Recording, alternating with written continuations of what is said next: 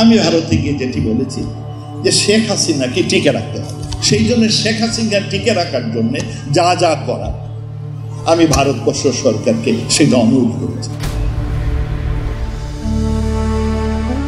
সেই সব অধ্যায় পেছনে ফেলে বাংলাদেশ আজ ইতিহাসের সবচেয়ে গুরুত্বপূর্ণ নির্বাচনের সামনে। কারণ এই নির্বাচনের মাধ্যমে আপনাকে আপনার দেশের দখল বুঝে নিতে হবে। নির্বাচন 2026, দেশের চাবি আপনার হাতে। আপনার ভোটটি আপনি দিয়ে নির্ধারণ করুন কেমন বাংলাদেশ দেখতে চান।